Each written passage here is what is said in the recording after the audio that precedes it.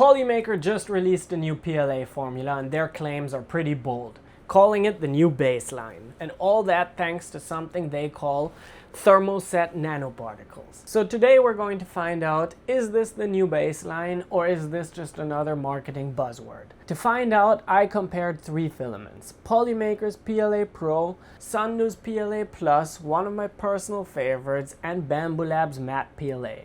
All prints were done on a BambuLab's P1S using the manufacturer's recommended profile. First, I printed this calibration model, which tests tolerances, overhang, stringing, and overall precision. Looking at them side by side, SUNLU's PLA shows noticeable stringing, BambuLab's PLA has no stringing but the spiky tips are slightly blobby, and Polymaker's PLA Pro shows the best precision while still avoiding stringing.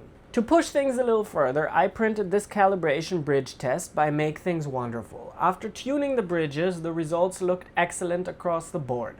Both PLAs from SUNLU and BambuLabs produced almost perfect bridges, with Polymaker being close behind.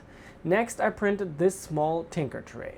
Here, the differences in top surface quality become more visible. Polymaker and BambuLabs show cleaner top surfaces, while SUNLU reveals some of the underlying layers. Finally, I printed this hex scraper using Z anti-aliasing, a technique popularized by CNC Kitchen to smooth slopes. At 0.82mm layer height, the slopes feel almost completely smooth. SUNLU and Polymaker show some stringing in the hexagons, while BambuLab's Matte PLA shows absolutely zero. After all these prints, my ranking would go as follows. BambuLab's Matte PLA is number 1, printing the cleanest with zero stringing. Polymaker's PLA Pro is number 2, and SUNLU's PLA Plus has the worst print quality due to all of its stringing. Now for the test Polymaker is really advertising: strength and impact resistance. To test this, I printed this triangular tube with a 1.8mm wall thickness and tried stepping on it. First up, BambuLab's Matte PLA. I stepped on it and it shattered instantly into dozens of pieces. Very brittle. Next, Polymaker's PLA Pro. I stepped on it and it didn't break. In fact, I tried jumping on it and it still didn't break. Now let's try SUNLU's PLA Plus 2.0. I stepped on it and again, nothing happened. Jumping on it didn't break it either, so both SUNLU and Polymaker's PLAs are extremely tough, which made me go for the hammer.